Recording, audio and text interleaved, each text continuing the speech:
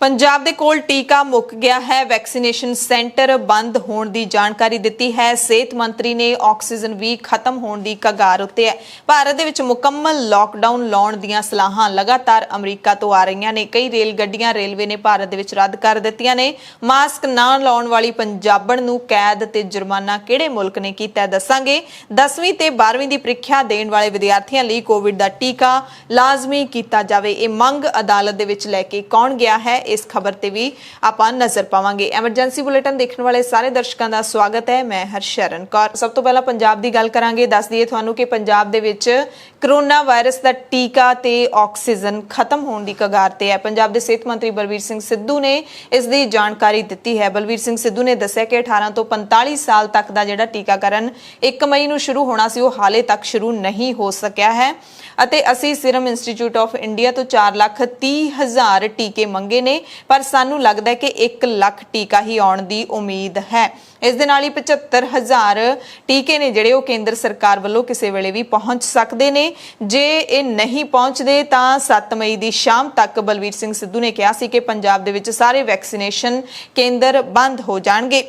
Advocate general Atul Nanda भी Punjab Haryana high court पहुंच गए, जिथे उन्होंने जानकारी दी, खुलासा किया कि पंजाब दे कोल 18 तो 45 साल वर्ग लई एक भी कोविड-19 का टीका नहीं है। उन्होंने दस्सिया कि सानू इस टीके दियां 2 करोड़ 64 लाख खुराकां की लोड़ है, पर इस वेले एक भी खुराक पंजाब दे विच नहीं है। नंदा ने पंजाब ते हरियाणा हाईकोर्ट नूं दस्सिया कि असी टीका बनाउण वाली कंपनी सिरम ते भारत बायोटेक नूं चिट्ठी लिखी सी, टीका भेज दिओ, पर उन्हां तों हाले तक टीके नहीं मिले ने। इस दरमियान पंजाब दे मुख मंत्री कैप्टन अमरिंदर सिंह ने कांग्रेस दे संसद मैंबरां दे नाल मुलाकात कीती अते उन्हां नूं कहा कि तुसीं केंद्र ते दबाव पाओ कि ऑक्सीजन दे होर टैंकर मिलण, वैक्सीन ते दवाइयां ये पंजाब नूं होर मात्रा दे विच मिलणीਆਂ ਚਾਹੀਦੀਆਂ ਨੇ। इस दे लई कांग्रेस दे संसद मैंबर दिल्ली जाके केंद्र सरकार ते दबाव पाउण। उन्होंने कहा कि जरूरी सप्लाई मिलण दे विच केंद्र दे वल्लों पंजाब नाल मतरेई मां वाला व्यवहार किया जा रहा है। हरियाणा नूं वध सप्लाई मिल रही है, पंजाब नूं घट सप्लाई मिल रही है। संसद मैंबरां ने भी पंजाब दे मुख मंत्री कैप्टन अमरिंदर सिंह दी गल नूं मंनदिआं होइआ कहा कि असी जिहड़ा पंजाब दे सरकारी हस्पतालों दे विच ऑक्सीजन उत्पादन प्लांट स्थापित करने लई MP लैड फंड की वरतों करांगे। ये वादा उन्होंने किया है। सो हुण पंजाब दे संसद मैंबर ने जिहड़े वो मोदी सरकार ते दबाव बनाउणगे तां देखना होएगा कि पंजाब नूं उहदे हिस्से दा जां पंजाब दी लोड़ दा समान मिलदा है जां फिर नहीं मिलदा। सुप्रीम कोर्ट ने दिल्ली दे विच ऑक्सीजन की सप्लाई ते केंद्र सरकार नूं चेतावनी दिंदे होए कहा कि सानू सख्त रुख अपनाउण दे लई मजबूर ना करो।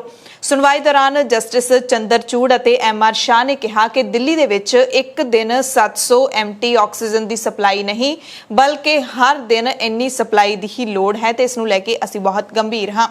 दिल्ली विच ऑक्सीजन की वंड अते सप्लाई दे लई केंद्र की जिहड़ी योजना है उस दी जदों जानकारी दित्ती ਤਾਂ उस तो बाद कोर्ट ने यह टिप्पणी की। केंद्र के वलों जिहड़े पेश होए सी सॉलिसिटर जनरल तुषार मेहता, उन्होंने जानकारी दी तां फिर जस्टिस चंद्रचूड़ ने तुषार मेहता नूं कहा कि तुसीं 700 MT तो शुरुआत कर दिओ ते फिर जिवें ही तुसीं अगे वधदे हो तां कंटेनर आउण दी गल करदे हो। असीं कंटेनर ड्राइवर नहीं हाँ, असीं रोज़ 700 मीट्रिक टन जिहड़ी ऑक्सीजन है दिल्ली दे लई चाहुंदे हाँ। इस नूं लैके असीं बेहद गंभीर हाँ। साडा ये मतलब नहीं है कि तुसी एक दिन 700 मीट्रिक टन सप्लाई कर दो। साडा मतलब है तुसी हर दिन ये सप्लाई करो।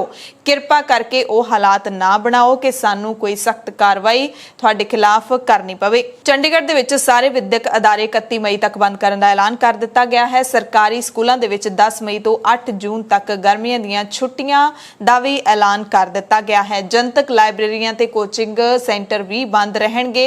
हालांकि ऑनलाइन कोचिंग है जिहड़ी वो जारी रह सकती है।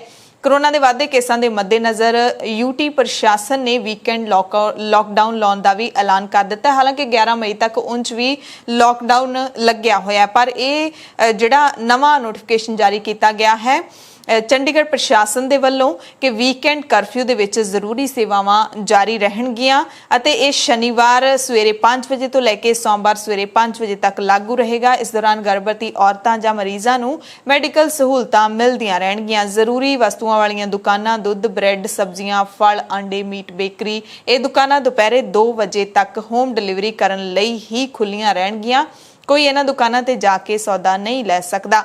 सवेर दी सैर है जिहड़ी सवेरे 6 बजे तो 9 बजे तक की जा सकेगी, सवेरे 6 तो सवेरे 9 बजे तक। इस दौरान मास्क पाउणा ते सोशल डिस्टेंसिंग का ख्याल रखना बहुत जरूरी है।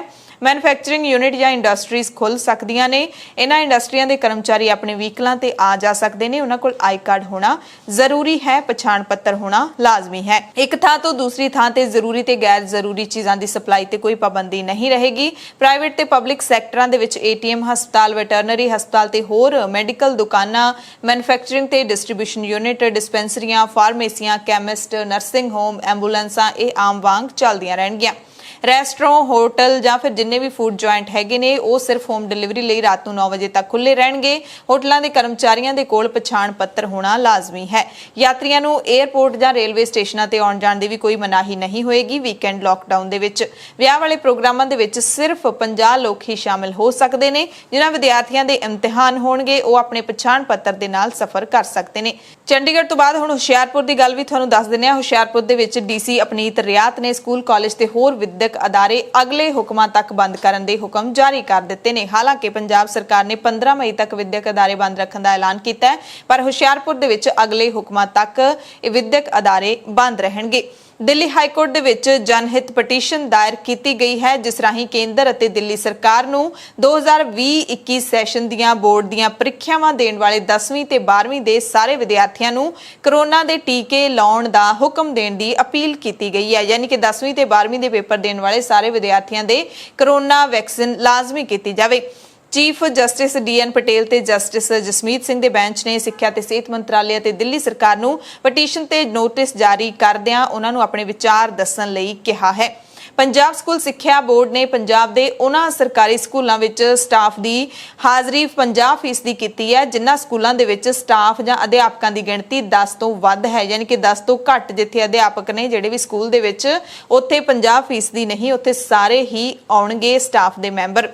ਸਿੱਖਿਆ ਵਿਭਾਗ ਨੇ ਨੋਟੀਫਿਕੇਸ਼ਨ ਜਾਰੀ ਕੀਤਾ ਹੈ ਕਿ ਕੇਵਲ ਉਹ ਸਰਕਾਰੀ ਸਕੂਲਾਂ ਦੇ ਵਿੱਚ 50% ਸਟਾਫ ਆਏਗਾ। ਯਾਨੀ ਕਿ ਜਿੱਥੇ 10 ਅਧਿਆਪਕ ਨੇ ਉੱਥੇ 5 ਆਉਣਗੇ, ਜਿੱਥੇ 12 ਨੇ ਉੱਥੇ 6 ਆਉਣਗੇ, ਪਰ ਜਿੱਥੇ 9 ਅਧਿਆਪਕ ਨੇ ਉੱਥੇ 9 ਹੀ ਆਉਣਗੇ, ਉੱਥੇ 4.5 ਅਧਿਆਪਕ ਤਾਂ ਆ ਨਹੀਂ ਸਕਦੇ। ਰੇਲਵੇ ਨੇ ਕਈ ਰੇਲ ਗੱਡੀਆਂ ਬੰਦ ਕਰ ਦਿੱਤੀਆਂ ਨੇ। ਉੱਤਰੀ ਰੇਲਵੇ ਨੇ ਰਾਜਧਾਨੀ ਸ਼ਤਾਬਦੀ ਤੇ ਦੁਰੰਤੋ ਐਕਸਪ੍ਰੈਸ ਰੇਲ ਗੱਡੀਆਂ ਰੱਦ ਕਰ ਦਿੱਤੀਆਂ ਨੇ। ਰੇਲਵੇ ਨੇ ਇਸ ਫੈਸਲੇ ਦਾ ਕਾਰਨ ਕਰੋਨਾ ਨੂੰ ਦੱਸਿਆ ਹੈ। ਰੇਲਵੇ ਨੇ ਕਿਹਾ ਹੈ ਕਿ ਹਾਲੇ ਤੱਕ ਦੇਸ਼ ਭਰ ਦੇ ਵੱਖ-ਵੱਖ ਸੂਬਿਆਂ ਦੇ ਵਿੱਚ ਤਕਰੀਬਨ 2511 ਟਨ ਤਰਲ ਮੈਡੀਕਲ ਆਕਸੀਜਨ ਨਾਲ 161 ਟੈਂਕਰ ਵੀ ਰੇਲਵੇ ਨੇ ਪਹੁੰਚਾਏ ਨੇ। 28 ਰੇਲ ਗੱਡੀਆਂ ਅਗਲੇ ਹੁਕਮਾਂ ਤੱਕ ਬੰਦ ਕਰ ਦਿੱਤੀਆਂ ਗਈਆਂ ਨੇ, ਯਾਨੀ ਕਿ ਰੱਦ ਕਰ ਦਿੱਤੀਆਂ ਗਈਆਂ ਨੇ।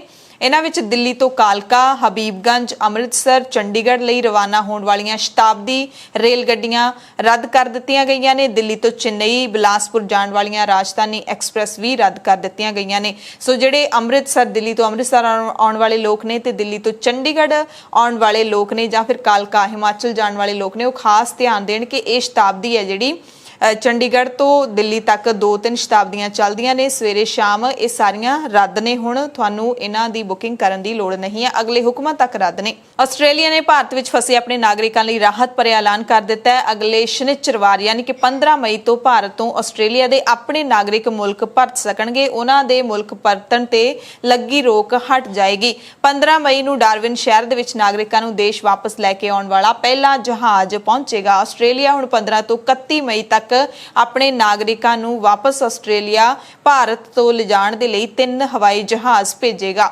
ਤੇ ਇਤਿਹਾਸ ਦੇ ਵਿੱਚ ਇਹ ਵੀ ਪਹਿਲੀ ਵਾਰੀ ਹੋਇਆ ਜਦੋਂ ਆਸਟ੍ਰੇਲੀਆ ਦੀ ਸਰਕਾਰ ਨੇ ਆਪਣੇ ਹੀ ਨਾਗਰਿਕਾਂ ਦੇ ਕਿਸੇ ਦੂਸਰੇ ਮੁਲਕ ਚੋਂ ਵਾਪਸ ਆਪਣੇ ਮੁਲਕ ਤੇ ਆਉਣ ਤੇ ਪਾਬੰਦੀ ਲਾਈ ਹੋਵੇ।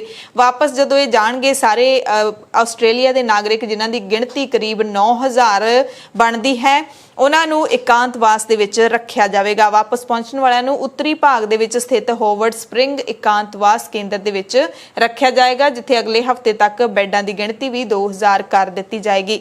ਆਸਟ੍ਰੇਲੀਆ ਆਪਣੇ ਲੋਕਾਂ ਤੇ ਜਿਹੜਾ ਟਰੈਵਲ ਬੈਨ ਲਾਇਆ ਹੈ, ਉਸ ਦੇ ਲਈ ਦਲੀਲ ਦੇ ਰਿਹਾ ਹੈ ਕਿ ਭਾਰਤ ਤੋਂ ਆਉਣ ਵਾਲੇ ਲੋਕਾਂ ਦੇ ਵਿੱਚ ਕਰੋਨਾ ਵਾਇਰਸ ਬਹੁਤ ਫੈਲਿਆ ਹੋਇਆ ਹੈ। इस करके असीं ये पाबंदी लाई सी, पर हुण असीं अपना एकांतवास का प्रबंध है जिहड़ा मुकम्मल कर लिया। हुण साडे जिहड़े नागरिक ने इकल्ले जिहड़े सिटीजन हैगे ने आस्ट्रेलिया दे वो वापस जा सकणगे। सिंगापुर तो खबर है जिथे 41 साला भारती मूल दी पंजाबण नूं घर तो बाहर मास्क ना लाउण करके 2 हफ्तियां दी कैद ते $2000 दी सज़ा सुनाई गई है। परमजीत कौर ने अपनी रिहाइश तो बाहर नक ते मूँह मास्क नाल नहीं ढके हुए सी, जिस तो बाद सिंगापुर दी पुलिस ने यह जुर्माना लाया है, सज़ा सुनाई है। अमरीका ने भारत नूं मुड़ लॉकडाउन लाउण दी सलाह दित्ती है ते वो भी मुकम्मल लॉकडाउन। अमरीका दे सेहत माहिर डॉक्टर एंथनी फाउची ने भारत दे हालात नूं बहुत निराशाजनक दस्सिया है। फाउची ने भारत सरकार नूं प्रॉपर लॉकडाउन करन दी सलाह दित्ती है अते भारत विच तुरंत अस्थाई फील्ड हस्पताल बनाउण लई फौजी बलां समेत सारे स्रोतां दा इस्तेमाल करन दी भी सलाह दित्ती है। फाउची ने होर देशां नूं भी अपील कीती है कि भारत दी मदद लई सिर्फ समग्री नहीं बल्कि सेहत कर्मी भी मुहैया करवाउण। डॉक्टर फाउची ने सलाह उस वक्त दी है जो भारत में कोविड-19 के मामले 2 करोड़ की गिणती पार कर गए हैं, सिर्फ 15 दिनों के कोरोना के 50 लाख तो वध मामले सामने आए हैं। डॉक्टर फाउची ने कहा कि भारत कोरोना वायरस के मामलों में वाधे कारण बहुत दबाव दे विच है। अजिहे विच बाकी देशों को अमरीका वांगू भारत की मदद करनी चाहिए है। उन्होंने भारत को अपनी फौज की मदद नाल उसे तरह फील्ड हस्पताल बनाने की सलाह दी है जिवें कि युद्ध दौरान बनाए जाते हैं, ताकि उन्हां लोकां नूं हस्पताल दे विच बिस्तरा मिल सके जो बीमार ने ते जिन्हां नूं दाखल कीते जाण दी लोड़ है। फाउची ने कहा कि मैनूं पता है भारत पहला ही कई कदम चुक रहा है, तो मैं तुहानूं अजिहा कुछ नहीं दस रहा जो तुसीं पहलां तो नहीं कर रहे। मैं तो सिर्फ सुझाव दे रहा कि जिहड़ा लॉकडाउन तुसीं ला रहे हो, अंशिक लॉकडाउन जां फिर मिनी लॉकडाउन, उहदी थां ते पूरे भारत दे विच मुकम्मल लॉकडाउन ला दित्ता जावे तां 10 दिनां दे विच ही हालात काबू दे विच आ जाणगे। भारत दे विच जदों कोरोना वायरस की दूसरी लहर आई है तां यही मन्निया जा रहा सी कि यूके दा वेरीएंट है जिहड़ा वो भारत दे विच फैल रहा है, पर हुण भारत ने पहली वारी मन्निया है कि स्थानक म्यूटेंट है जिहड़ा वो ही दूसरी लहर दे पिछे सब तो वड्डा कारण हो सकता है। कई सूबਿਆਂ ਦੇ ਵਿੱਚ जिथे कोरोना के मामलों के तेजी नाल वाधा हो रहा है, उत्थों लए गए नमूनिਆਂ ਦੇ ਵਿੱਚ डबल म्यूटेंट ਜਾਂ फिर B1617 पाया गया। ये गल national centre for disease control के एक अधिकारी ने कही है। हालांकि उन्हों का कहना है कि हुण तक वाधे मामलों में नवे म्यूटेंट के सह संबंध नूं पूरी तरह स्थापित नहीं किया जा सकिया। असल दे विच डबल म्यूटेंट वो हुंदा है जो एक वायरस जदों एक वायरस दे विच 2 म्यूटेंट 2 तरह के म्यूटेंट शामिल हो जाते हैं, मतलब इसके 2 रूप सामने आउंदे हैं। 8 सूबਿਆਂ तो लए गए करीब 13,000 नमूनिਆਂ की सीक्वेंसिंग करन ते 3500 तो वध नमूनिਆਂ दे विच परेशान करन वाले म्यूटेंट वायरस पाए गए ने, जिस दे विच B1617 भी शामिल है। ते ये म्यूटेंट जिहड़ा हैगा वो गुजरात, महाराष्ट्र, कर्नाटक, पश्चिमी बंगाल, छत्तीसगढ़ वर्गे सूबਿਆਂ चों लए गए नमूनिਆਂ ਦੇ ਵਿੱਚ पाए गए ने ते इन्हां सारे सूबਿਆਂ ਦੇ ਵਿੱਚ ही कोरोना के केस लगातार वध रहे ने। कांग्रेस लीडर राहुल गांधी ने केंद्र सरकार नूं पूरे देश दे विच प्रभावी टीकाकरण ਅਤੇ कोरोना के केसां नूं रोकण दे लई विग्यानक ढंग अपनाउण दी मंग कीती है। भारत विच कोरोना के केस लगातार वध रहे ने ते एक हफ्ते दे विच 15 लाख नवे मामले सामने आए ने। 15 लाख नवे मामले एक हफ्ते दे विच सामने आउण तो बाद राहुल ने प्रधानमंत्री मोदी ते तिखा हमला बोलिया है। चिट्ठी लिखी है मोदी नूं जिहदे विच कहा गया है कि सरकार कोल कोविड दे नाल निपटण अते टीकाकरण दी नीति दी बहुत वड्डी घाट है। जदों वायरस देश दे विच पैर पसार रहा सी उदों वायरस ते जित पा लैण दा ऐलान जिहड़ा तुसीं जल्दबाजी दे विच कीता है उसने ही अज भारत नूं इस हालात विच लिया के खड़ा कर दिता है।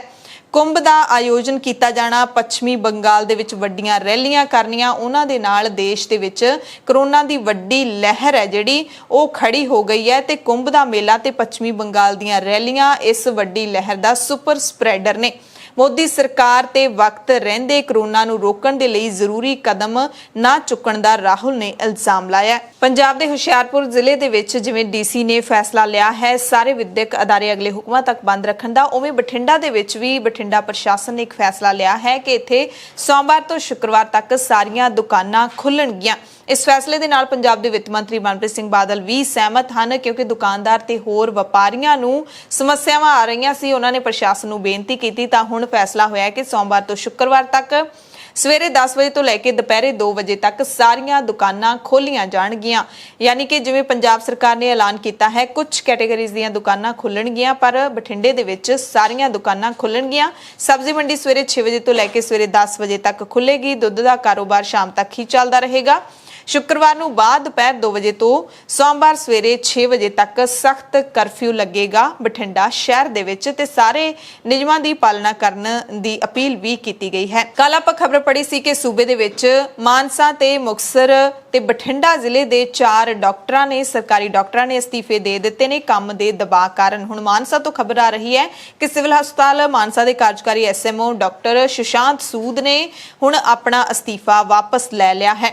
ਪੰਜਾਬ ਦੇ ਸਿਹਤ ਮੰਤਰੀ ਬਲਵੀਰ ਸਿੰਘ ਸਿੱਧੂ ਨੇ ਸਾਰੇ ਡਾਕਟਰਾਂ ਨੂੰ ਅਪੀਲ ਕੀਤੀ ਸੀ ਕਿ ਉਹ ਅਸਤੀਫੇ ਨਾ ਦੇਣ। ਜੇ ਕੋਈ ਸਮੱਸਿਆ ਹੈ ਤਾਂ ਮੇਰੇ ਨਾਲ ਸਿੱਧਾ ਆ ਕੇ ਗੱਲ ਕਰਨ। ਤਾਂ ਮਾਨਸਾ ਦੇ ਐਸਐਮਓ ਨੇ ਹੁਣ ਅਸਤੀਫਾ ਆਪਣਾ ਵਾਪਸ ਲੈ ਲਿਆ, ਕਿਹਾ ਕਿ ਮੈਂ ਲੋਕਾਂ ਦੀ ਸੇਵਾ ਕਰਦਾ ਰਹਾਂਗਾ। ਅੰਮ੍ਰਿਤਸਰ ਤੋਂ ਖਬਰ ਹੈ ਜਿੱਥੇ ਬਦਾਮ ਦੀ ਫੈਕਟਰੀ ਦੇ ਵਿੱਚ ਭਿਆਨਕ ਅੱਗ ਲੱਗ ਗਈ। ਅੰਮ੍ਰਿਤਸਰ ਦੇ ਝਬਾਲ ਰੋਡ ਉੱਤੇ ਕਾਗਜ਼ੀ ਬਦਾਮ ਬਣਾਉਣ ਵਾਲੀ ਫੈਕਟਰੀ ਦੇ ਵਿੱਚ ਜ਼ਬਰਦਸਤ ਅੱਗ ਲੱਗੀ। ਫਾਇਰ ਬ੍ਰਿਗੇਡ ਦੀਆਂ ਗੱਡੀਆਂ ਨੇ ਬਹੁਤ ਹੀ ਮੁਸ਼ਕਿਲ ਦੇ ਨਾਲ ਅੱਗ ਦੇ ਉੱਤੇ ਕਾਬੂ ਪਾਇਆ। ਫੈਕਟਰੀ ਦੀ ਛੱਤ ਡਿੱਗ ਪਈ ਤੇ ਫੈਕਟਰੀ ਰਿਹਾਇਸ਼ੀ ਇਲਾਕੇ ਕੋਲ ਉਸਰੀ ਹੋਈ ਸੀ। ਨੇੜੇ ਦੇ ਲੋਕਾਂ ਨੂੰ ਵੀ ਉੱਥੋਂ ਹਟਾ ਦਿੱਤਾ ਗਿਆ। ਅੱਗ ਦਾ ਧੂਆਂ ਤੇ ਅੱਗ ਦੀਆਂ ਲਪਟਾਂ ਬਹੁਤ ਦੂਰ ਦੂਰ ਤੱਕ ਫੈਲੀਆਂ ਹੋਈਆਂ ਸੀ। ਹਾਲਾਂਕਿ ਕਿਸੇ ਵੀ ਤਰ੍ਹਾਂ ਦੇ ਜਾਨੀ ਨੁਕਸਾਨ ਤੋਂ ਬਚਾ ਰਿਹਾ ਹੈ, ਪਰ ਮਾਲੀ ਨੁਕਸਾਨ ਹੈ ਜਿਹੜਾ ਉਹ ਕਾਫੀ ਵੱਡੀ ਮਾਤਰਾ ਦੇ ਵਿੱਚ ਮੰਨਿਆ ਜਾ ਰਿਹਾ ਹੈ। ਮੁਲਕ ਦੇ ਵਿੱਚ ਕਰੋਨਾ ਜਿਵੇਂ-ਜਿਵੇਂ ਵੱਧ ਰਿਹਾ ਹੈ, ਰੁਜ਼ਗਾਰ ਘਟ ਰਿਹਾ ਹੈ, ਪਰ ਮਹਿੰਗਾਈ ਵੀ ਲਗਾਤਾਰ ਵੱਧ ਰਹੀ ਹੈ। ਰਾਜਸਥਾਨ ਤੇ ਮੱਧ ਪ੍ਰਦੇਸ਼ ਦੇ ਕੁਝ ਇਲਾਕਿਆਂ ਦੇ ਵਿੱਚ ਪੈਟਰੋਲ ਦਾ ਭਾਅ 100 ਦਾ ਅੰਕੜਾ ਪਾਰ ਕਰ ਗਿਆ। ਪੈਟਰੋਲ 102 ਰੁਪਏ ਪ੍ਰਤੀ ਲੀਟਰ ਹੋ ਗਿਆ, ਜਦੋਂ ਕਿ 5 ਸੂਬਿਆਂ ਦੀਆਂ ਵਿਧਾਨ ਸਭਾ ਚੋਣਾਂ ਦੌਰਾਨ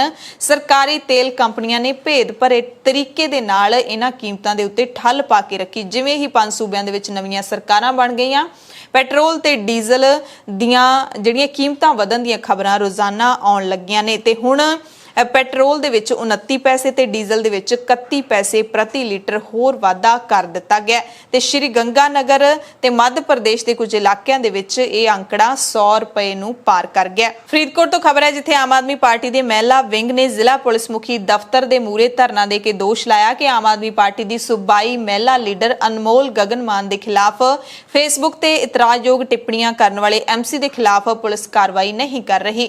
ਆਪ ਲੀਡਰ ਬੇਅੰਤ ਕੌਰ, ਅਜੀਤ ਕੌਰ ਤੇ ਕਪੂਰ ਨੇ ਕਿਹਾ ਕਿ ਫਰੀਦਕੋਟ ਦੇ ਕਾਂਗਰਸੀ ਐਮਸੀ ਨੇ ਕੁਝ ਦਿਨ ਪਹਿਲਾਂ ਅਨਮੋਲ ਗਗਨ ਮਾਨ ਦੇ ਖਿਲਾਫ ਫੇਸਬੁੱਕ ਤੇ ਇਤਰਾਜ਼ਯੋਗ ਟਿੱਪਣੀਆਂ ਕੀਤੀਆਂ ਸੀ ਤੇ ਇਸ ਖਿਲਾਫ ਫਰੀਦਕੋਟ ਦੀ ਮਹਿਲਾ ਇਕਾਈ ਨੇ ਪੁਲਿਸ ਨੂੰ ਲਿਖਤੀ ਸ਼ਿਕਾਇਤ ਕੀਤੀ ਸੀ। ਉਹਨਾਂ ਦੋਸ਼ ਲਾਇਆ ਕਿ ਪੁਲਿਸ ਹਾਕਮ ਧਿਰ ਦੇ ਐਮਸੀ ਨੂੰ ਬਚਾਉਣ ਦੀ ਕੋਸ਼ਿਸ਼ ਕਰ ਰਹੀ ਹੈ, ਜਦਕਿ ਜ਼ਿਲ੍ਹਾ ਪੁਲਿਸ ਮੁਖੀ ਸਵਰਨਦੀਪ ਸਿੰਘ ਕਹਿ ਰਹੇ ਨੇ ਕਿ ਇਸ ਮਾਮਲੇ ਦੀ ਕ੍ਰਾਈਮ ਬ੍ਰਾਂਚ ਪੜਤਾਲ ਕਰ ਰਹੀ ਹੈ ਤੇ ਜਲਦ ਹੀ ਪੜਤਾਲ ਮੁਕੰਮਲ ਕਰਕੇ ਬਣਦੀ ਕਾਨੂੰਨੀ ਕਾਰਵਾਈ ਕੀਤੀ ਜਾਵੇਗੀ। ਪੁਲਿਸ ਨੇ ਭਰੋਸਾ ਦਿੱਤਾ ਹੈ ਕਿ 10 ਦਿਨਾਂ ਦੇ ਵਿੱਚ ਕਾਰਵਾਈ ਹੈ ਜਿਹੜੀ ਕੀਤੀ ਜਾਏਗੀ। ਉਸ ਤੋਂ ਬਾਅਦ ਇਹਨਾਂ ਜਿਹੜੀਆਂ ਮਹਿਲਾ ਵਿੰਗ ਦੀਆਂ ਕਾਰਕੁਨਾਂ ਨੇ ਧਰਨਾ ਤਾਂ ਚੱਕ ਦਿੱਤਾ, ਪਰ ਕਿਹਾ ਕਿ ਜੇ 10 ਦਿਨ ਤੱਕ ਵੀ ਕੋਈ ਕਾਰਵਾਈ ਨਾ ਹੋਈ ਤਾਂ ਅਸੀਂ ਪੁਲਿਸ ਮੁਖੀ ਦੇ ਘਰ ਮੂਹਰੇ ਧਰਨਾ ਲਾ ਦੇਵਾਂਗੇ। ਪਿਛਲੇ ਦਿਨੀ ਦਿੱਲੀ ਦੀ ਤਿਹਾੜ ਜੇਲ੍ਹ ਚੋਂ ਰਿਹਾ ਹੋਏ ਅਦਾਕਾਰ ਦੀਪ ਸਿੱਧੂ ਨੇ ਆਪਣੇ ਫੇਸਬੁੱਕ ਪੇਜ ਤੋਂ ਲਾਈਵ ਹੋ ਕੇ ਉਹਨਾਂ ਸਾਰੇ ਲੋਕਾਂ ਦਾ ਧੰਨਵਾਦ ਕੀਤਾ ਜਿਨ੍ਹਾਂ ਨੇ ਦੀਪ ਸਿੱਧੂ ਦੀ ਮਦਦ ਕੀਤੀ। ਦੀਪ ਸਿੱਧੂ ਨੇ ਕਿਹਾ ਕਿ ਮੈਂ ਉਹਨਾਂ ਸਾਰੇ ਲੋਕਾਂ ਦੀਆਂ ਅਰਦਾਸਾਂ ਤੇ ਸਹਿਯੋਗ ਕਰਕੇ ਹੀ ਜੇਲ੍ਹ ਚੋਂ ਬਾਹਰ ਆਇਆ ਹਾਂ। ਮੇਰਾ ਉਹਨਾਂ ਸਾਰੇ ਲੋਕਾਂ ਨੂੰ ਮਿਲਣ ਨੂੰ ਜੀ ਕਰਦਾ ਹੈ ਜਿਨ੍ਹਾਂ ਨੇ ਮੈਨੂੰ ਸਹਿਯੋਗ ਦਿੱਤਾ, ਔਖੇ ਸਮੇਂ ਮੇਰੀ ਬਾਹ ਫੜੀ, ਪਰ ਇਸ ਸਮੇਂ ਕਰੋਨਾ ਮਹਾਮਾਰੀ ਕਰਕੇ ਮੈਂ ਉਹਨਾਂ ਸਭ ਨੂੰ ਮਿਲ ਨਹੀਂ ਸਕਿਆ। ਦੀਪ ਸਿੱਧੂ ਨੇ ਕਿਹਾ ਕਿ ਇੱਕ ਪਾਸੇ ਸਾਡਾ ਕਿਸਾਨੀ ਸੰਘਰਸ਼ ਚੱਲ ਰਿਹਾ ਹੈ, ਦੂਸਰੇ ਪਾਸੇ ਕਰੋਨਾ ਮਹਾਮਾਰੀ, ਪਰ ਅਸੀਂ ਦੋਵਾਂ ਦੇ ਨਾਲ ਲੜਨਾ ਹੈ। ਕਿਸਾਨੀ ਸੰਘਰਸ਼ ਨੂੰ ਜਿੱਤਣਾ ਸਾਡਾ ਮਕਸਦ ਹੈ, ਇਸ ਲਈ ਸਾਨੂੰ ਆਪਸ ਦੇ ਵਿੱਚ ਉਲਝਣਾ ਨਹੀਂ ਚਾਹੀਦਾ। ਸਿੱਖ ਧਰਮ ਦੀਆਂ ਰਵਾਇਤਾਂ ਤੇ ਫਲਸਫਾ ਸਭ ਤੋਂ ਨਿਆਰਾ ਹੈ। ਸਭ ਨੇ ਇਸ ਗੱਲ ਨੂੰ ਮੰਨਿਆ ਹੈ ਕਿ ਅਸੀਂ ਉਸ ਸਰਕਾਰ ਦੇ ਖਿਲਾਫ ਲੜ ਰਹੇ ਹਾਂ ਜਿਸ ਨੇ ਕਦੇ ਵੀ ਕਿਸੇ ਦੀ ਮਾੜੀ ਜਿਹੀ ਗੱਲ ਵੀ ਨਹੀਂ ਮੰਨੀ। ਇਸ ਮੌਕੇ ਦੀਪ ਸਿੱਧੂ ਨੇ ਜਿਹੜੀ ਅਹਿਮ ਗੱਲ ਕਹੀ ਉਸ ਤੋਂ ਪਤਾ ਲੱਗਦਾ ਹੈ ਕਿ ਸ਼ਾਇਦ ਹਲੇ ਵੀ ਕਿਸਾਨ ਲੀਡਰ ਦੀਪ ਸਿੱਧੂ ਨੂੰ ਕਿਸਾਨ ਮੋਰਚੇ ਦੇ ਵਿੱਚ ਅਪਣਾਉਣ ਦੇ ਲਈ ਮਨਜ਼ੂਰ ਨਹੀਂ ਕਰ ਰਹੇ। ਦੀਪ ਸਿੱਧੂ ਨੇ ਕਿਹਾ ਕਿ ਕਿਸਾਨੀ ਸੰਘਰਸ਼ ਦੌਰਾਨ ਅਸੀਂ ਕਿਤੇ ਨਾ ਕਿਤੇ ਜ਼ਰੂਰ ਗਲਤੀਆਂ ਕਰ ਗਏ ਹੋਵਾਂਗੇ, ਪਰ ਸਾਡੀ ਲੀਡਰਸ਼ਿਪ ਨੂੰ ਚਾਹੀਦਾ ਹੈ ਕਿ ਉਹਨਾਂ ਗਲਤੀਆਂ ਨੂੰ ਮਨਜ਼ੂਰ ਕਰਨ।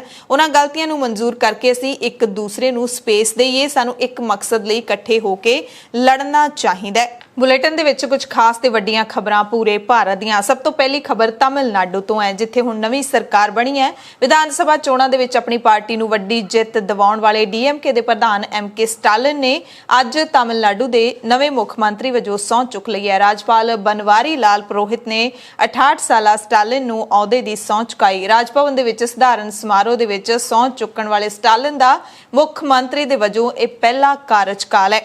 ਕੁੱਲ 33 ਮੰਤਰੀਆਂ ਨੇ ਸਟਾਲਿਨ ਦੇ ਬਾਅਦ ਸਟਾਲਿਨ ਦੇ ਨਾਲ ਸਹੁੰ ਚੁੱਕੀ, ਜਿਨ੍ਹਾਂ ਵਿੱਚੋਂ 15 ਪਹਿਲੀ ਵਾਰੀ ਮੰਤਰੀ ਬਣੇ ਨੇ। ਸੂਬੇ ਦੇ ਮੁੱਖ ਮੰਤਰੀ ਬਣਦਿਆਂ ਹੀ ਸਟਾਲਿਨ ਨੇ ਸੂਬੇ ਦੇ ਲੋਕਾਂ ਦੇ ਲਈ ਕਈ ਅਹਿਮ ਐਲਾਨ ਵੀ ਕਰ ਦਿੱਤੇ, ਕਈ ਵਾਅਦੇ ਜਿਹੜੇ ਪੁਗਾ ਦਿੱਤੇ। 2000 ਰੁਪਏ ਕੋਵਿਡ-19 ਮਹਾਮਾਰੀ ਰਾਸ਼ੀ ਦੇ ਵਜੋਂ ਐਲਾਨੇ ਗਏ। ਸਰਕਾਰੀ ਦੁੱਧ ਦੀ ਕੀਮਤ ਦੇ ਵਿੱਚ ਵੀ ਕਟੌਤੀ ਦਾ ਐਲਾਨ ਕੀਤਾ ਅਤੇ ਸੂਬੇ ਦੀਆਂ ਸਾਰੀਆਂ ਸਰਕਾਰੀ ਬੱਸਾਂ ਦੇ ਵਿੱਚ ਔਰਤਾਂ ਦੇ ਲਈ ਮੁਫਤ ਸਫ਼ਰ ਦਾ ਐਲਾਨ ਕਰ ਦਿੱਤਾ। ਇਸੇ ਤਰ੍ਹਾਂ ਪੁਡੂਚੇਰੀ ਦੇ ਵਿੱਚ ਵੀ ਵਿਧਾਨ ਸਭਾ ਚੋਣਾਂ ਹੋ ਕੇ ਹਟੀਆਂ ਨੇ। ਇੱਥੇ ਵੀ AINRC ਨੇਤਾ ਐਨ ਰੰਗਾਸਾਮੀ ਨੇ ਪੁਡੂਚੇਰੀ ਦੇ ਨਵੇਂ ਮੁੱਖ ਮੰਤਰੀ ਵਜੋਂ ਸਹੁੰ ਚੁੱਕ ਲਈ ਹੈ। ਰਾਜ ਭਵਨ ਦੇ ਵਿੱਚ ਇੱਥੇ ਵੀ ਸਧਾਰਨ ਸਮਾਗਮ ਹੋਇਆ, ਜਿਸ ਦਰਮਿਆਨ ਐਨ ਰੰਗਾਸਾਮੀ ਨੇ ਸਹੁੰ ਚੁੱਕੀ। ਉਪ ਰਾਜਪਾਲ ਟੀ ਸੌਦਰਾਜਨ ਨੇ ਰੰਗਾਸਾਮੀ ਨੂੰ ਸਹੁੰ ਚੁਕਾਈ ਤੇ ਉਹ ਲਗਾਤਾਰ ਚੌਥੀ ਵਾਰੀ ਸੂਬੇ ਦੇ ਮੁੱਖ ਮੰਤਰੀ ਬਣੇ ਨੇ। ਝਾਰਖੰਡ ਦੇ ਵਿੱਚ ਵੀ ਨਵੀਂ ਸਰਕਾਰ ਬਣੀ ਹੈ। ਝਾਰਖੰਡ ਦੇ ਮੁੱਖ ਮੰਤਰੀ ਹੇਮੰਤ ਸੋਰੇਨ ਦੇ ਨਾਲ ਪ੍ਰਧਾਨ ਮੰਤਰੀ ਨਰਿੰਦਰ ਮੋਦੀ ਨੇ ਫੋਨ ਤੇ ਗੱਲਬਾਤ ਕੀਤੀ ਤੇ ਇਹਨਾਂ ਦੋਵਾਂ ਦੀ ਗੱਲਬਾਤ ਤੋਂ ਬਾਅਦ ਇੱਕ ਟਵੀਟ ਬੜਾ ਹੀ ਚਰਚਾ ਦੇ ਵਿੱਚ ਹੈ। ਗੱਲਬਾਤ ਤੋਂ ਬਾਅਦ ਸੋਰੇਨ ਨੇ ਪ੍ਰਧਾਨ ਮੰਤਰੀ ਤੇ ਤੰਜ ਕੱਸਦੇ ਹੋਏ ਇੱਕ ਟਵੀਟ ਕੀਤਾ। ਕਹਿੰਦੇ ਅੱਜ ਆਦਰਣੀय ਪ੍ਰਧਾਨ ਮੰਤਰੀ ਨੇ ਫੋਨ ਕੀਤਾ, ਉਹਨਾਂ ਨੇ ਸਿਰਫ ਆਪਣੇ ਮਨ ਕੀ ਬਾਤ ਕੀਤੀ। ਚੰਗਾ ਹੁੰਦਾ ਜੇ ਉਹ ਕੰਮ ਦੀ ਗੱਲ ਕਰਦੇ ਤੇ ਕੰਮ ਦੀ ਗੱਲ ਸੁਣਦੇ। ਇਹ ਬਾਕਾਇਦਾ ਝਾਰਖੰਡ ਦੇ ਮੁੱਖ ਮੰਤਰੀ ਦੇ ਵੱਲੋਂ ਟਵੀਟ ਕੀਤਾ ਗਿਆ, ਜਿਹੜਾ ਤੁਸੀਂ ਸਕਰੀਨ ਤੇ ਦੇਖ ਸਕਦੇ ਹੋ। ਦਰਅਸਲ ਮਨ ਕੀ ਬਾਤ ਇੱਕ ਉਹ ਪ੍ਰੋਗਰਾਮ ਹੈ ਜਿਹੜਾ ਪ੍ਰਧਾਨ ਮੰਤਰੀ ਨਰਿੰਦਰ ਮੋਦੀ ਨੇ ਸ਼ੁਰੂ ਕੀਤਾ ਆਪਣੀ ਸਰਕਾਰ ਬਣਨ ਤੋਂ ਬਾਅਦ। ਹਰ ਮਹੀਨੇ ਦੇ ਵਿੱਚ ਇੱਕ ਵਾਰੀ ਉਹ ਰੇਡੀਓ ਦੇ ਉੱਤੇ ਆਪਣੇ ਮਨ ਕੀ ਬਾਤ ਕਰਦੇ ਨੇ। ਉਸ ਮਨ ਕੀ ਬਾਤ ਦੇ ਵਿੱਚ ਜ਼ਿਆਦਾਤਰ ਉਹ ਦਾਰਸ਼ਨਿਕ ਗੱਲਾਂ ਕਰਦੇ ਨੇ, ਆਪਣੇ ਮਨ ਦੀਆਂ ਗੱਲਾਂ ਕਰਦੇ ਨੇ, ਲੋਕਾਂ ਨੂੰ ਗਿਆਨ ਜਿਹੜਾ ਹੈ ਉਹ ਵੰਡਦੇ ਨੇ। ਤੇ ਹੇਮੰਤ ਸੋਰੇਨ ਨੇ ਕਿਹਾ ਕਿ ਪ੍ਰਧਾਨ ਮੰਤਰੀ ਨੇ ਮੇਰੇ ਨਾਲ ਵੀ ਫੋਨ ਤੇ ਅਜਿਹੀ ਗੱਲਬਾਤ ਕੀਤੀ, ਪਰ ਚੰਗਾ ਹੁੰਦਾ ਜੇ ਉਹ ਕੰਮ ਦੀ ਗੱਲ ਕਰਦੇ ਤੇ ਕੰਮ ਦੀ ਗੱਲ ਸੁਣ ਵੀ ਲੈਂਦੇ। ਪੱਛਮੀ ਬੰਗਾਲ ਦੇ ਵਿੱਚ ਚੋਣ ਨਤੀਜਿਆਂ ਤੋਂ ਬਾਅਦ ਜਿਹੜੀ ਹਿੰਸਾ ਹੋਈ ਹੈ ਉਸ ਨੂੰ ਲੈ ਕੇ ਪੱਛਮੀ ਬੰਗਾਲ ਦੇ ਵਿੱਚ ਕੇਂਦਰੀ ਗ੍ਰਹਿ ਮੰਤਰਾਲੇ ਦੀ ਟੀਮ ਕੱਲ ਪਹੁੰਚ ਗਈ ਸੀ ਤੇ ਟੀਮ ਦੇ ਵੱਲੋਂ ਰਾਜਪਾਲ ਦੇ ਨਾਲ ਇੱਥੇ ਮੁਲਾਕਾਤ ਕੀਤੀ ਗਈ। ਰਾਜਪਾਲ ਜਗਦੀਪ ਧਨਖੜ ਦੇ ਨਾਲ 4 ਮੈਂਬਰੀ ਟੀਮ ਨੇ ਗੱਲਬਾਤ ਕੀਤੀ। ਇਹ ਟੀਮ ਪੱਛਮੀ ਬੰਗਾਲ ਵਿੱਚ ਚੋਣਾਂ ਤੋਂ ਬਾਅਦ ਹੋਈ ਹਿੰਸਾ ਦੇ ਕਾਰਨਾਂ ਦੀ ਜਾਂਚ ਲਈ ਬਣਾਈ ਗਈ ਹੈ ਤੇ ਪੱਛਮੀ ਬੰਗਾਲ ਦੇ ਵਿੱਚ ਵੀਰਵਾਰ ਨੂੰ ਇਹ ਟੀਮ ਪਹੁੰਚੀ ਸੀ। ਪੱਛਮੀ ਬੰਗਾਲ ਦੀ ਮੁੱਖ ਮੰਤਰੀ ਮਮਤਾ ਬੈਨਰਜੀ ਨੇ ਵੀ ਪ੍ਰਧਾਨ ਮੰਤਰੀ ਨਰਿੰਦਰ ਮੋਦੀ ਨੂੰ ਚਿੱਠੀ ਲਿਖੀ ਹੈ। ਚਿੱਠੀ ਲਿਖ ਕੇ ਖੁਲਾਸਾ ਕੀਤਾ ਹੈ ਕਿ ਪੱਛਮੀ ਬੰਗਾਲ ਦੀ ਆਕਸੀਜਨ ਕਿਤੇ ਹੋਰ ਜਾ ਰਹੀ ਹੈ। ਮੋਦੀ ਨੂੰ ਚਿੱਠੀ ਲਿਖ ਕੇ ਮੈਡੀਕਲ ਆਕਸੀਜਨ ਦੀ ਸਪਲਾਈ ਵਧਾਉਣ ਦੀ ਵੀ ਮਮਤਾ ਨੇ ਅਪੀਲ ਕੀਤੀ ਹੈ। ਕਿਹਾ ਕਿ ਤੁਹਾਨੂੰ ਲਿਖੇ ਇੱਕ ਹੋਰ ਪੱਤਰ ਦੇ ਵਿੱਚ ਮੈਂ ਇਸ ਗੱਲ ਦਾ ਜ਼ਿਕਰ ਕਰ ਚੁੱਕੀ ਹਾਂ ਕਿ ਪੱਛਮੀ ਬੰਗਾਲ ਵਿੱਚ ਕੋਵਿਡ ਦੇ ਮਾਮਲੇ ਵੱਧ ਰਹੇ ਨੇ, ਜਿਸ ਦੇ ਮੱਦੇਨਜ਼ਰ ਮੈਡੀਕਲ ਆਕਸੀਜਨ ਦੀ ਮੰਗ ਵੀ ਵੱਧ ਰਹੀ ਹੈ। ਮਮਤਾ ਨੇ ਦੱਸਿਆ ਕਿ ਪੱਛਮੀ ਬੰਗਾਲ ਦੇ ਮੁੱਖ ਸਕੱਤਰ ਨੇ ਵੀ ਮੰਗ ਕੇਂਦਰੀ ਸਿਹਤ ਸਕੱਤਰ ਅਤੇ ਹੋਰ ਜਿਹੜੇ ਸੰਬੰਧਿਤ ਮੰਤਰਾਲੇ ਨੇ ਉਹਨਾਂ ਕੋਲ ਚੁੱਕੀ ਹੈ ਮੰਗ, ਪਰ ਹਾਲੇ ਤੱਕ ਸਾਨੂੰ ਜਿਹੜੀ ਆਕਸੀਜਨ ਦੀ ਸਪਲਾਈ ਨਹੀਂ ਹੋ ਰਹੀ। ਮਮਤਾ ਨੇ ਹਰ ਦਿਨ 550 ਮੀਟ੍ਰਿਕ ਟਨ ਆਕਸੀਜਨ ਦੀ ਮੰਗ ਕੀਤੀ ਹੈ। ਮਮਤਾ ਬੈਨਰਜੀ ਨੇ ਇਲਜ਼ਾਮ ਲਾਇਆ ਕਿ ਪੱਛਮੀ ਬੰਗਾਲ ਨੂੰ ਆਕਸੀਜਨ ਦੇਣ ਦੀ ਬਜਾਏ ਹੋਰ ਸੂਬਿਆਂ ਨੂੰ ਆਕਸੀਜਨ ਦੀ ਸਪਲਾਈ ਦਿੱਤੀ ਗਈ ਹੈ।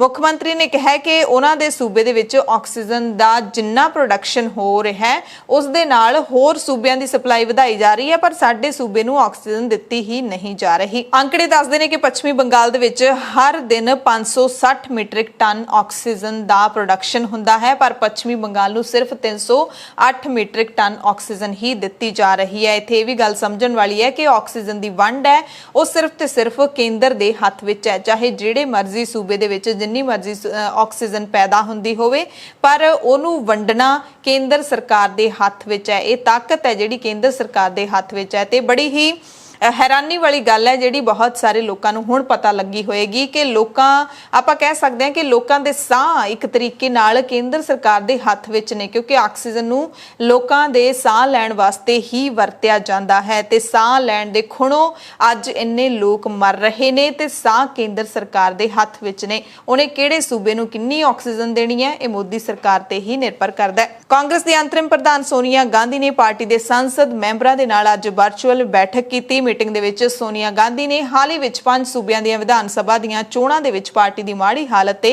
ਨਾਰਾਜ਼ਗੀ ਪ੍ਰਗਟ ਕੀਤੀ ਆਪਣੇ ਕਾਂਗਰਸ ਦੇ ਲੀਡਰਾਂ ਦੇ ਨਾਲ। ਸੋਨੀਆ ਗਾਂਧੀ ਨੇ ਕਿਹਾ ਕਿ ਚੋਣਾਂ ਵਿੱਚ ਪਾਰਟੀ ਦੀ ਦੁਰਦਸ਼ਾ ਤੇ ਚਰਚਾ ਲਈ ਛੇਤੀ ਹੀ CWC ਦੀ ਮੀਟਿੰਗ ਸੱਦੀ ਜਾ ਰਹੀ ਹੈ।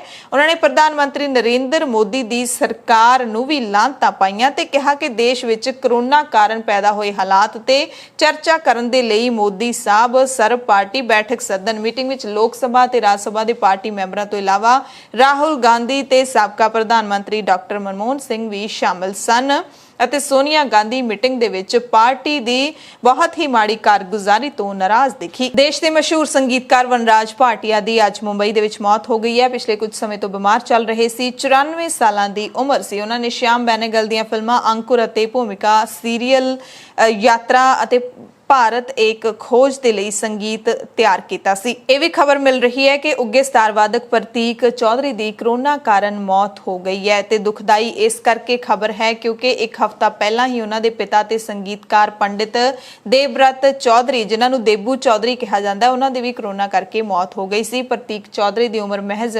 49 ਸਾਲ ਦੀ ਸੀ। ਦਿੱਲੀ ਦੇ ਗੁਰੂ ਤੇਗ ਬਹਾਦਰ ਹਸਪਤਾਲ ਦੇ ਵਿੱਚ ਦਾਖਲ ਸਨ। ਦਿੱਲੀ ਹਾਈ ਕੋਰਟ ਨੇ ਕੇਂਦਰੀ ਗ੍ਰਹਿ ਮੰਤਰਾਲੇ ਨੂੰ ਪੁੱਛਿਆ ਹੈ ਕਿ ਉਹ ਭਾਰਤ ਵਿੱਚ ਬਿਨਾਂ ਦਸਤਾਵੇਜ਼ਾਂ ਤੋਂ ਰਹਿ ਰਹੇ ਵਿਦੇਸ਼ੀਆਂ ਨੂੰ ਵਾਪਸ ਭੇਜਣ ਦੇ ਲਈ ਕਿਹੜੀ ਪ੍ਰਣਾਲੀ ਅਪਣਾਉਂਦਾ ਹੈ। ਅਦਾਲਤ ਵਿੱਚ ਇੱਕ ਨਾਬਾਲਿਗ ਸਮੇਤ 3 ਬੰਗਲਾਦੇਸ਼ੀ ਨੌਜਵਾਨਾਂ ਦੇ ਵੱਲੋਂ ਪਟੀਸ਼ਨ ਦਾਖਲ ਕੀਤੀ ਗਈ ਸੀ, ਜਿਸ ਤੇ ਸੁਣਵਾਈ ਹੋ ਰਹੀ ਸੀ।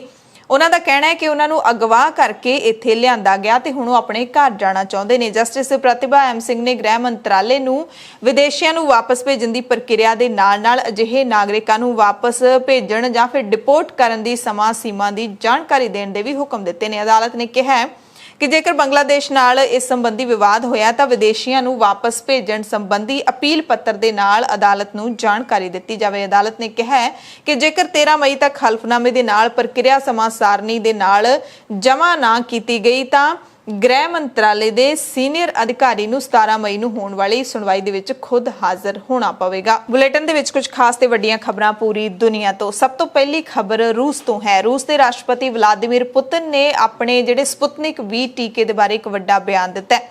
ਉਹਨਾਂ ਕਿਹਾ ਕਿ ਰੂਸ ਦੀ ਵੈਕਸੀਨ ਕਲਾਸ਼ਨਿਕੋਵ ਅਸਾਲਟ ਰਾਈਫਲ ਵਾਂਗ ਭਰੋਸੇਮੰਦ ਹੈ। ਉਪ ਪ੍ਰਧਾਨ ਮੰਤਰੀ ਤਾਤਿਆਨਾ ਗੋਲੀਕੋਵਾ ਦੇ ਨਾਲ ਇੱਕ ਵੀਡੀਓ ਕਾਨਫਰੰਸ ਦੇ ਦੌਰਾਨ ਰਾਸ਼ਟਰਪਤੀ ਪੁਤਿਨ ਨੇ ਇਹ ਬਿਆਨ ਦਿੱਤਾ। ਪੁਤਿਨ ਦਾ ਇਹ ਬਿਆਨ ਅਜਿਹੇ ਸਮੇਂ ਆਇਆ ਹੈ ਜਦੋਂ ਸਪੁਤਨਿਕ V ਵੈਕਸੀਨ ਦੀ ਸਿੰਗਲ ਡੋਜ਼ ਦੇ ਇਸਤੇਮਾਲ ਨੂੰ ਮਨਜ਼ੂਰੀ ਦਿੱਤੀ ਗਈ ਹੈ, ਜਿਸ ਨੂੰ ਸਪੁਤਨਿਕ ਲਾਈਟ ਦਾ ਨਾਮ ਦਿੱਤਾ ਗਿਆ।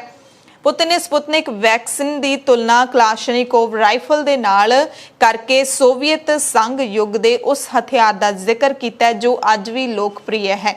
ਤੁਹਾਨੂੰ ਦੱਸ ਦਈਏ ਕਿ ਇਹ ਜਿਹੜਾ ਕਲਾਸ਼ਨਿਕੋਵ ਅਸਾਲਟ ਰਾਈਫਲ AK-47 ਦਾ ਆਫੀਸ਼ੀਅਲ ਨਾਮ ਹੈ। AK-47 ਪੂਰੀ ਦੁਨੀਆ ਦੇ ਵਿੱਚ ਪ੍ਰਸਿੱਧ ਹੈ ਤੇ ਰੂਸ ਦੇ ਰਾਸ਼ਟਰਪਤੀ ਨੇ ਆਪਣੇ ਦੇਸ਼ ਦੇ ਵਿੱਚ ਬਣੇ ਸਪੁਤਨਿਕ V ਟੀਕੇ ਦੀ ਤੁਲਨਾ AK-47 ਦੇ ਨਾਲ ਕੀਤੀ ਹੈ ਕਿ ਇਹ ਟੀਕਾ ਉਨਾ ਹੀ ਭਰੋਸੇਮੰਦ ਹੈ, ਯਾਨੀ ਕਿ ਪੂਰਾ ਨਿਸ਼ਾਨੇ ਤੇ ਲੱਗਦਾ ਹੈ। ਹਾਲ ਹੀ ਵਿੱਚ ਭਾਰਤ ਨੇ ਵੀ ਰੂਸ ਦੀ ਸਪੁਤਨਿਕ V ਦੀ ਵੈਕਸੀਨ ਨੂੰ ਭਾਰਤ ਵਿੱਚ ਇਸਤੇਮਾਲ ਕਰਨ ਦੇ ਲਈ ਐਮਰਜੈਂਸੀ ਮਨਜ਼ੂਰੀ ਦਿੱਤੀ ਹੈ। ਰੂਸ ਦਾ ਦਾਅਵਾ ਹੈ ਕਿ ਸਪੁਤਨਿਕ V ਵੈਕਸੀਨ ਦੁਨੀਆ ਦੇ ਹੋਰ ਟੀਕਿਆਂ ਦੇ ਵਾਂਗ ਪ੍ਰਭਾਵੀ ਹੈ ਤੇ ਉਸੇ ਤਰ੍ਹਾਂ ਕੰਮ ਕਰਦੀ ਹੈ। ਪਾਕਿਸਤਾਨ ਦੇ ਪ੍ਰਧਾਨ ਮੰਤਰੀ ਇਮਰਾਨ ਖਾਨ ਨੇ ਕਿਹਾ ਕਿ ਜੇ ਸਾਡੀ ਸਰਕਾਰ ਲਾਪਰਵਾਹ ਰਹਿੰਦੀ ਤਾਂ ਪਾਕਿਸਤਾਨ ਵਿੱਚ ਵੀ ਹਾਲਾਤ ਹਿੰਦੁਸਤਾਨ ਵਰਗੇ ਹੁੰਦੇ, ਭਾਰਤ ਵਰਗੇ ਹੁੰਦੇ। ਇਮਰਾਨ ਖਾਨ ਨੇ ਈਦ ਤੋਂ ਪਹਿਲਾਂ ਲੋਕਾਂ ਨੂੰ ਸੰਬੋਧਨ ਕਰਦੇ ਹੋਏ ਤੇ ਸਾਵਧਾਨ ਕਰਦੇ ਹੋਏ ਕਿਹਾ ਕਿ ਮੈਂ ਤੁਹਾਨੂੰ ਸਭ ਨੂੰ ਕਹੂੰਗਾ ਕਿ ਮਾਸਕ ਜ਼ਰੂਰ ਪਾਓ। ਜੋ ਹਾਲਾਤ ਅੱਜ ਕੱਲ ਭਾਰਤ ਵਿੱਚ ਨੇ, ਦਿੱਲੀ ਵਿੱਚ ਨੇ ਤੇ ਉੱਥੋਂ ਦੇ ਵੱਡੇ ਸ਼ਹਿਰਾਂ ਦੇ ਵਿੱਚ ਨੇ, ਹਸਪਤਾਲਾਂ ਦਾ ਜੋ ਹਾਲ ਹੈ, ਆਕਸੀਜਨ ਨਹੀਂ ਮਿਲ ਰਹੀ, ਬਾਹਰ ਸੜਕਾਂ ਤੇ ਲੋਕ ਕਰੋਨਾ ਨਾਲ ਮਰ ਰਹੇ ਨੇ। ਇਸ ਲਈ ਮੈਂ ਆਪਣੀ ਕੌਮ ਨੂੰ ਕਹੂੰਗਾ ਕਿ ਕਰੋਨਾ ਤੋਂ ਪਹਿਲਾਂ ਦੀਆਂ 2 ਲਹਿਰਾਂ ਦੇ ਵਿੱਚ ਅੱਲਾ ਨੇ ਬਾਕੀ ਦੁਨੀਆ ਦੀ ਤੁਲਨਾ ਵਿੱਚ ਸਾਡੇ ਤੇ ਰਹਿਮ ਕੀਤਾ ਤੇ ਆਉਣ ਵਾਲੇ 2 ਹਫ਼ਤੇ ਬੜੇ ਹੀ ਅਹਿਮ ਨੇ। ਅਗਲੇ ਹਫ਼ਤੇ ਬਹੁਤ ਹੀ ਅਹਿਮ ਨੇ। ਸਾਨੂੰ ਕਰੋਨਾ ਦੇ ਕੇਸ ਘਟਾਉਣੇ ਪੈਣਗੇ। ਇਸ ਲਈ ਮੈਂ ਸਭ ਨੂੰ ਕਹੂੰਗਾ ਕਿ ਮਾਸਕ ਪਾ ਕੇ ਰੱਖੋ। ਯਾਨੀ ਕਿ ਪਾਕਿਸਤਾਨ ਦੇ ਵਿੱਚ ਮਾਸਕ ਪਾਉਣਾ ਇੱਕ ਤਰੀਕੇ ਦੇ ਨਾਲ ਲਾਜ਼ਮੀ ਹੋ ਗਿਆ ਜਦੋਂ ਪ੍ਰਧਾਨ ਮੰਤਰੀ ਇਮਰਾਨ ਖਾਨ ਨੇ ਇਹ ਬਿਆਨ ਦਿੱਤਾ। ਅਮਰੀਕਾ ਦੀ ਉਪ ਰਾਸ਼ਟਰਪਤੀ ਕਮਲਾ ਹੈਰਿਸ ਭਾਰਤ ਦੇ ਲੋਕਾਂ ਨਾਲ ਇਕਜੁੱਟਤਾ ਦਾ ਸੁਨੇਹਾ ਦੇਣਗੇ। ਕਰੋਨਾ ਵਾਇਰਸ ਮਹਾਮਾਰੀ ਨਾਲ ਜੂਝ ਰਹੇ ਭਾਰਤ ਵਿੱਚ ਲੋਕਾਂ ਦੀਆਂ ਜ਼ਿੰਦਗੀਆਂ ਬਚਾਉਣ ਅਤੇ ਇਸ ਮਹਾਮਾਰੀ ਤੇ ਛੇਤੀ ਤੋਂ ਛੇਤੀ ਕਾਬੂ ਪਾਉਣ ਦੀ ਅਪੀਲ ਕਰਨਗੇ ਕਮਲਾ ਹੈਰਿਸ। ਹੈਰਿਸ ਵਿਦੇਸ਼ ਮੰਤਰਾਲੇ ਵੱਲੋਂ ਕਰਵਾਏ ਜਾਣ ਵਾਲੇ ਇੱਕ ਆਨਲਾਈਨ ਪ੍ਰੋਗਰਾਮ ਭਾਰਤ ਵਿੱਚ ਅਮਰੀਕਾ ਦੀਆਂ ਕੋਵਿਡ ਤੋਂ ਰਾਹਤ ਸੰਬੰਧੀ ਕੋਸ਼ਿਸ਼ਾਂ, ਪ੍ਰਵਾਸੀ ਭਾਰਤੀਆਂ ਦਾ ਪਰਿਪੇਖ, ਇਸ ਨੂੰ ਸੰਬੋਧਨ ਕਰਨਗੇ। ਕਮਲਾ ਹੈਰਿਸ ਦੱਖਣੀ ਏਸ਼ੀਆਈ ਮੂਲ ਦੀ ਪਹਿਲੀ ਅਮਰੀਕੀ ਹੈ ਜੋ ਅਮਰੀਕਾ ਦੀ ਉਪ ਰਾਸ਼ਟਰਪਤੀ ਬਣੀ ਹੈ। ਵਿਦੇਸ਼ ਮੰਤਰਾਲੇ ਦੇ ਦੱਖਣੀ ਤੇ ਕੇਂਦਰੀ ਏਸ਼ੀਆ ਬਿਊਰੋ ਨੇ ਐਲਾਨ ਕੀਤਾ ਹੈ ਕਿ ਸਹਿਯੋਗੀ ਵਜੋਂ ਲੋਕਾਂ ਦੀਆਂ ਜ਼ਿੰਦਗੀਆਂ ਬਚਾਉਣ ਅਤੇ ਮਹਾਮਾਰੀ ਨੂੰ ਖਤਮ ਕਰਨ ਦੀ ਮੁਹਿੰਮ ਨੂੰ ਅੱਗੇ ਵਧਾਉਣ ਦੇ ਲਈ ਭਾਰਤ ਦੇ ਨਾਲ ਮਿਲ ਕੇ ਕੰਮ ਕਰਨ ਦੇ ਲਈ ਕਮਲਾ ਹੈਰਿਸ ਸੰਬੋਧਨ ਕਰਨਗੇ। ਅਗਲੀ ਖਬਰ ਵੀ ਅਮਰੀਕਾ ਦੇ ਵਾਸ਼ਿੰਗਟਨ ਤੋਂ ਹੈ, ਜਿੱਥੇ 3 ਭਾਰਤੀ ਅਮਰੀਕੀ CEO ਗੂਗਲ ਦੇ ਸੁੰਦਰ ਪਿਚਾਈ, ਡੈਲਿਊਟ ਦੇ ਪੁਨੀਤ ਰੇਂਜਨ ਅਤੇ ਅਡੋਬ ਸ਼ਾਂਤਨੂ ਨਾਰਾਇਣ ਹੁਣ ਕੋਵਿਡ-19 ਦੀ ਦੂਸਰੀ ਲਹਿਰ ਦੇ ਵਿੱਚ ਲੜਨ ਦੇ ਲਈ ਭਾਰਤ ਦੀ ਮਦਦ ਕਰਨਗੇ ਤੇ ਭਾਰਤ ਦੀ ਮਦਦ ਕਰਨ ਦੇ ਲਈ ਉਹ ਅਮਰੀਕੀ ਕੰਪਨੀਆਂ ਦੀ ਵਿਸ਼ਵ ਵਿਆਪੀ ਟਾਸਕ ਕਮੇਟੀ ਦੇ ਵਿੱਚ ਸ਼ਾਮਿਲ ਹੋ ਗਏ ਨੇ। ਕੈਨੇਡਾ ਦੀ ਜਸਟਿਨ ਟਰੂਡੋ ਸਰਕਾਰ ਨੇ ਜਿਵੇਂ ਹੀ ਇੱਕ ਵੱਡਾ ਐਲਾਨ ਕੀਤਾ ਪਰਮਾਨੈਂਟ ਰੈਜ਼ੀਡੈਂਸੀ ਦੇ ਲਈ ਅਪਲਾਈ ਕਰਨ ਦਾ, ਤਾਂ ਪੱਕੇ ਹੋਣ ਦੇ ਲਈ ਬਹੁਤ ਹੀ ਘੱਟ ਸਮੇਂ ਦੇ ਵਿੱਚ 20,000 ਵਿਦਿਆਰਥੀਆਂ ਨੇ ਅਰਜ਼ੀਆਂ ਭਰ ਦਿੱਤੀਆਂ ਨੇ। ਕੈਨੇਡਾ ਸਰਕਾਰ ਨੇ 90,000 ਵਿਦਿਆਰਥੀਆਂ ਨੂੰ ਕੈਨੇਡਾ ਦੀ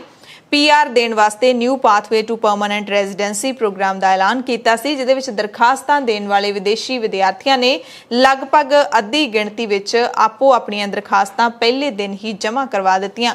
ਕੈਲਗਰੀ ਦੇ ਸਮੇਂ ਮੁਤਾਬਿਕ ਲੰਘੇ ਕੱਲ ਸਵੇਰੇ 10 ਵਜੇ ਤੋਂ ਦਰਖਾਸਤਾਂ ਦੇਣ ਦਾ ਕੰਮ ਸ਼ੁਰੂ ਹੋਇਆ ਸੀ ਤੇ ਪਹਿਲੇ 45 ਮਿੰਟਾਂ ਵਿੱਚ ਹੀ 7,000 ਦਰਖਾਸਤਾਂ ਜਮ੍ਹਾਂ ਹੋ ਗਈਆਂ ਸੀ। ਦੇਰ ਰਾਤ ਤੱਕ ਕਰੀਬ 20,000 ਇੰਟਰਨੈਸ਼ਨਲ ਵਿਦਿਆਰਥੀਆਂ ਨੇ ਆਪੋ ਆਪਣੀ ਅਰਜ਼ੀ ਦਾਖਲ ਕਰ ਦਿੱਤੀ ਸੀ। ਇਸ ਵਾਸਤੇ ਫੀਸ ਜਮ੍ਹਾਂ ਕਰਵਾਉਣ ਵਿੱਚ ਕਈ ਵਿਅਕਤੀਆਂ ਨੂੰ ਮੁਸ਼ਕਲਾਂ ਦਾ ਸਾਹਮਣਾ ਵੀ ਕਰਨਾ ਪਿਆ। ਕੰਮ ਮਾਲਕਾਂ ਨੇ ਜੌਬ ਲੈਟਰ ਦੇਣ ਬਦਲੇ ਵਿਦਿਆਰਥੀਆਂ ਤੋਂ $2 ਤੋਂ $2,500 ਵੀ ਵਸੂਲ ਕੀਤੇ ਨੇ। ਇਹ ਵੀ ਜਾਣਕਾਰੀ ਸੂਤਰਾਂ ਤੋਂ ਮਿਲ ਰਹੀ ਹੈ। ਕਈ ਫੋਟੋਗ੍ਰਾਫਰਸ ਨੇ ਫੋਟੋ ਖਿੱਚਣ ਲਈ ਨਿਰਧਾਰਿਤ ਰਕਮ ਤੋਂ ਕਿਤੇ ਵੱਧ ਰਕਮ ਵਸੂਲ ਕੀਤੀ। ਇਸ ਪ੍ਰੋਗਰਾਮ ਦੇ ਵਿੱਚ 40,000 ਵਿਦੇਸ਼ੀ ਵਿਦਿਆਰਥੀ, ਹੈਲਥ ਕੇਅਰ ਵਿੱਚ ਕੰਮ ਕਰ ਰਹੇ 20,000 ਅਸਥਾਈ ਵਰਕਰਸ ਤੇ 30,000 ਐਸੈਂਸ਼ੀਅਲ ਆਕੂਪੇਸ਼ਨਸ ਦੇ ਵਿੱਚ ਲੱਗੇ ਅਸਥਾਈ ਵਰਕਰਾਂ ਨੂੰ ਦਰਖਾਸਤਾਂ ਦੇਣ ਦੇ ਲਈ ਕਿਹਾ ਗਿਆ ਸੀ। ਸੋ ਜਸਟਿਨ ਟਰੂਡੋ ਸਰਕਾਰ ਨੇ ਜਿਹੜਾ ਪਿਛਲੇ ਦਿਨ ਇਹ ਐਲਾਨ ਕੀਤਾ ਸੀ, ਉਹ ਸਿਰਫ ਤੇ ਸਿਰਫ ਜਿਹੜੇ ਕੈਨੇਡਾ ਦੇ ਵਿੱਚ ਪੜ੍ਹ ਰਹੇ ਵਿਦਿਆਰਥੀ ਹੈਗੇ ਨੇ, ਕੈਨੇਡਾ ਦੇ ਵਿੱਚ ਹੀ ਕੰਮ ਕਰ ਰਹੇ ਹੈਲਥ ਕੇਅਰ ਦੇ ਕੰਮ ਹੈਗੇ ਨੇ ਤੇ ਕੈਨੇਡਾ ਦੇ ਵਿੱਚ ਹੀ ਅਸਥਾਈ ਵਰਕਰ ਨੇ, ਉਹਨਾਂ ਦੇ ਲਈ ਇਹ ਅਪਰਚੂਨਿਟੀ ਸੀ, ਇਹ ਮੌਕਾ ਸੀ। ਤੇ ਇਹ ਜਿਹੜੀਆਂ ਇੱਕ ਦਿਨ ਦੇ ਵਿੱਚ ਹੀ 20,000 ਵਿਦਿਆਰਥੀਆਂ ਨੇ ਅਰਜ਼ੀਆਂ ਭਰ ਦਿੱਤੀਆਂ ਨੇ।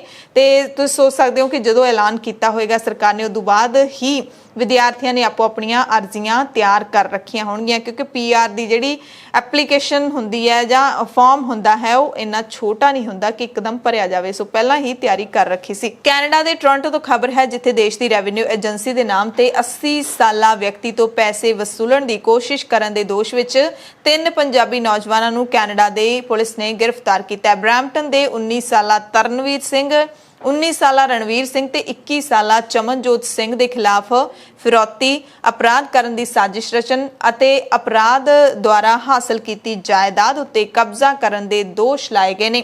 ਮੁਲਜ਼ਮਾਂ ਨੇ 3 ਮਈ ਨੂੰ ਪੀੜਤ ਨੂੰ ਫੋਨ ਕੀਤਾ ਕਿ ਉਹ ਕੈਨੇਡਾ ਰੈਵਨਿਊ ਏਜੰਸੀ ਯਾਨੀ ਕਿ CRA ਤੋਂ ਬੋਲ ਰਹੇ ਨੇ, ਬੈਂਕ ਜਾ ਕੇ $10,000 ਕਢਵਾ ਲੈਣ, ਫਿਰ ਬਰੈਂਪਟਨ ਦੇ ਪਤੇ ਤੇ ਪੈਸੇ ਭੇਜ ਦੇਣ।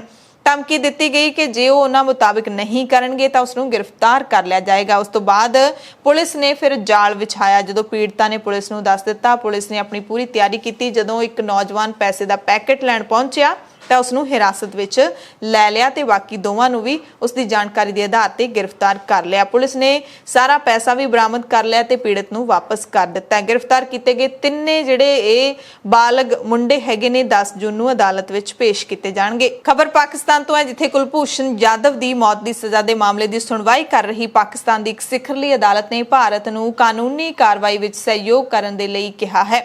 ਨਾਲ ਹੀ ਇਹ ਵੀ ਕਿਹਾ ਕਿ ਅਦਾਲਤ ਵਿੱਚ ਪੇਸ਼ ਹੋਣ ਦਾ ਮਤਲਬ ਪ੍ਰਭੂ ਸੱਤਾ ਦੇ ਵਿੱਚ ਛੋਟ ਨਹੀਂ ਹੈ।